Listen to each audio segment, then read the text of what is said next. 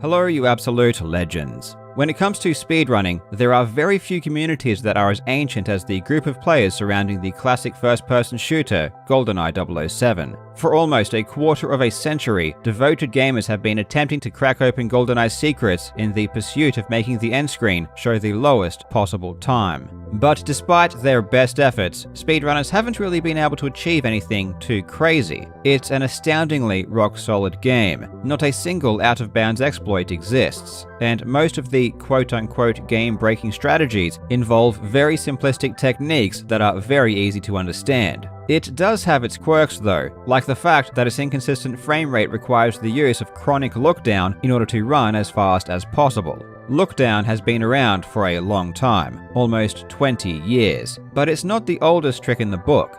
That honor goes to the humble technique known as the warp.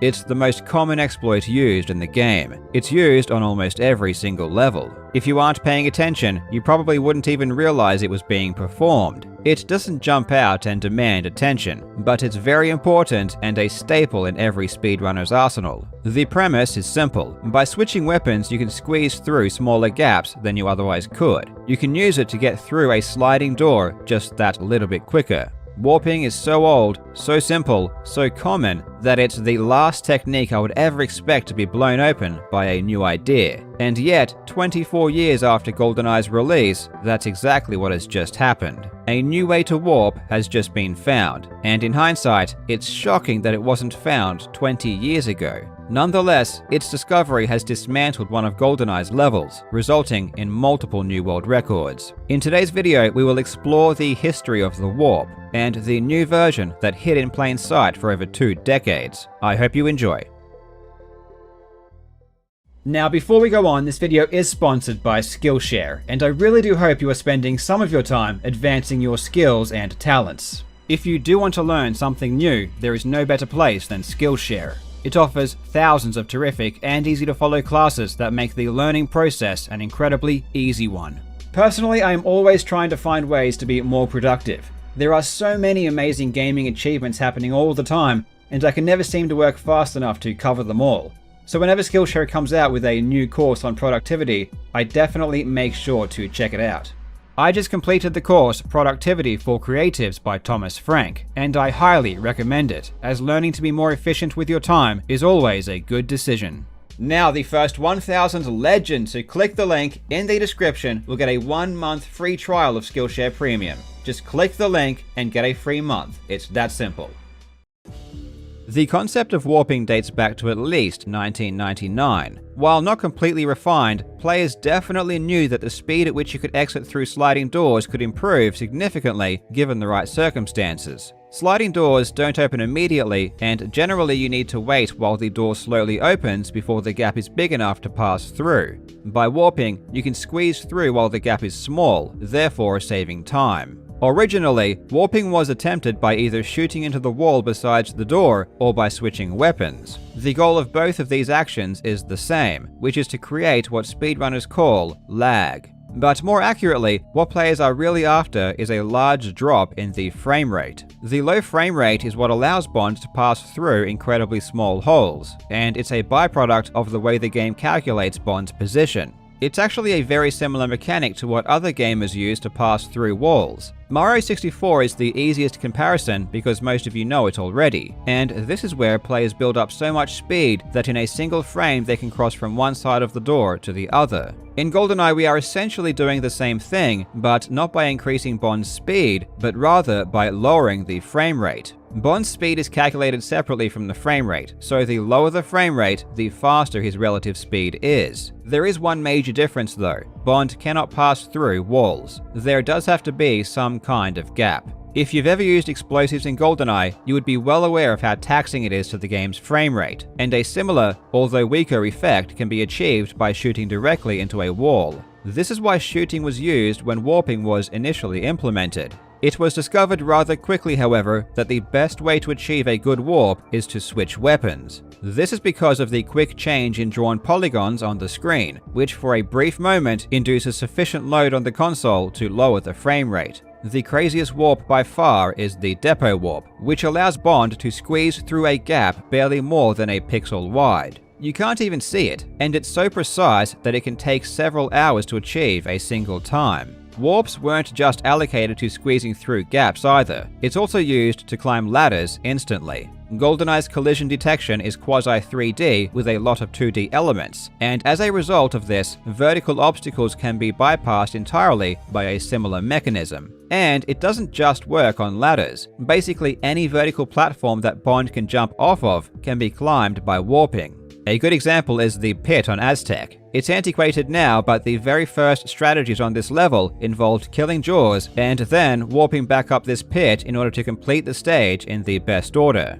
Turbo mode is where warps become fun, and the Turbo Mode League is a casual competition that some speedrunners partake in. Bond's increased speed makes warps significantly easier, to the point where many of them no longer require a weapon switch or a drop in frame rate. Something like the depot warp becomes trivial, and it's why it was used in turbo mode many years before it was legitimately used in speedruns. Many of the crazy warps we see today were first used with turbo mode, and it's how many of them were initially discovered. All of them were eventually ported to normal records though. Well, all of them except one. There is one warp that was known about and used in turbo mode competition for 20 years that had never been implemented in standard play, and that was the Bunker 2 cell warp.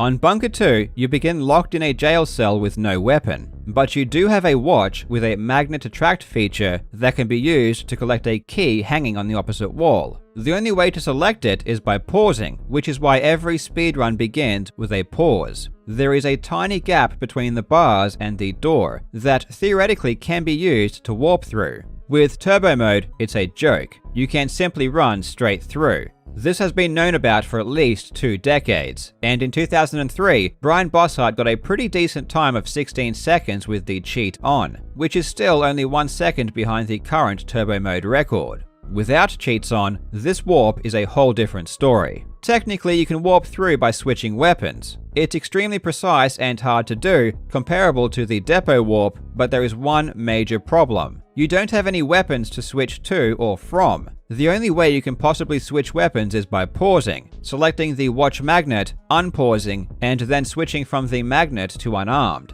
But if you do that, you may as well just use the magnet. Warping the cell door is a bit faster, but realistically it's not fast enough to have any real chance of beating the existing world record, especially given that the record was already so tight, resulting in a time of around 23.9 seconds, so it would need to be a full second faster, which I think theoretically it could be, but the odds of getting a perfect warp and doing everything else perfectly was just far too low. People had fiddled around with it though. Randy Bukima tested it out in 2015, and Matthew Burden recorded a pretty nice warp in 2017. But it was so inconsistent, no one had a single run that had any chance of getting a good time. The cell warp was relegated to the list of theoretical, TAS-only strategies that will likely never see the light of day. Now, let's talk about a different technique that is definitely not related to any potential game-breaking strategies. I repeat, what I'm about to talk about is completely irrelevant. It could never be applied here. It's called the Arlene throw. I have mentioned it a few times before. It was number 3 on my top 5 hardest tricks video. Definitely do not go and watch that, my voice sounded terrible back then. The Arlene throw is a way to throw objects much further than normal. By pressing R, you bring out the crosshair which allows you to aim more precisely. If you press the left or right C buttons while aiming, Bond will very quickly lean left or right. This is an extremely effective strategy in multiplayer if you want to peek out momentarily to shoot your opponent. When leaning left or right, Bond moves a lot quicker than he does when he is running. But it only lasts a split second. If you time a throw well enough, you can use that brief momentum to throw a grenade or a mine an insane distance. If you want the furthest possible throw, you need to lean to one side and then quickly lean to the opposite side in one motion. This achieves a faster speed than just going from neutral to one side. Let's talk about another absolutely random technique that in no way, shape or form relates to this video.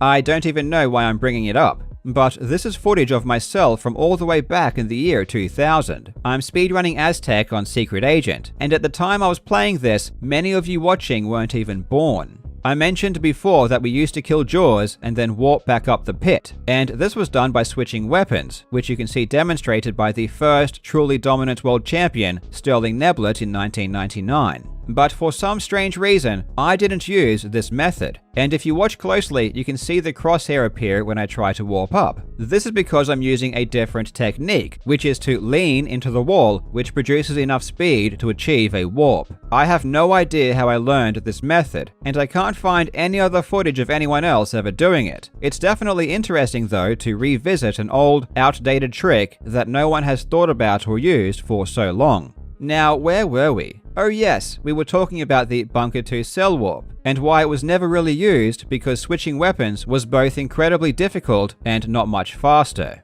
So if this particular warp is to ever be implemented, we would need to find a different way of doing it. But alas, no other warps exist. Wait a minute, didn't I just mention that I used to use a different type of warp 20 years ago? Didn't I also just mention that the fastest speed you can achieve is by leaning? Could it be possible that just by leaning, you can warp through gaps? I mean, that's such an obvious idea that if it were true, it would have surely been used already. There is just no way the entire speedrunning community didn't think of this extremely obvious idea for over 2 decades. Son of a bitch.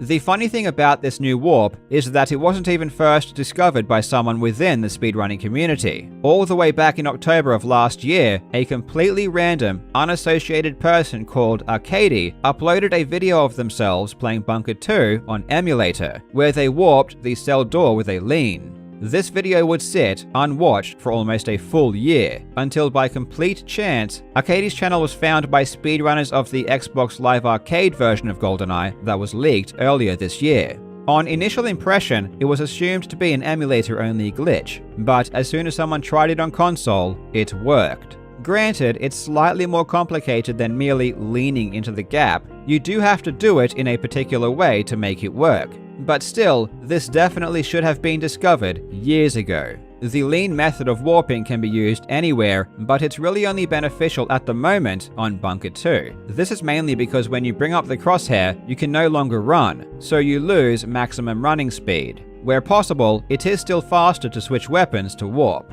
It saves a ton of time on Bunker 2 though. 3 seconds on the easiest difficulty agent, and 5 seconds on both secret and 00 agent. The agent world record has already been brought down from 23 seconds to 20 seconds, and 00 agent has been lowered a single second. Mind you, Bunker 2 on secret and 00 agent is a really complicated level, so it will still take some time before the full time save is realized. I can't emphasize enough how shocking this discovery is, purely because it's so obvious in hindsight. People have been thinking about the cell warp for so many years, and this simple method was never tried a single time. I mean, we already took advantage of the speed generated by leaning to perform throws, and it's such a small leap of logic to apply it to warps. This really makes me think, are there any other super obvious strategies that are still hidden in plain sight? There probably is, and at the end of the day, that just makes me incredibly excited to see what happens next. As always, thank you so much for watching, you legends. I hope you are having a fantastic day, and I will see you in the next video.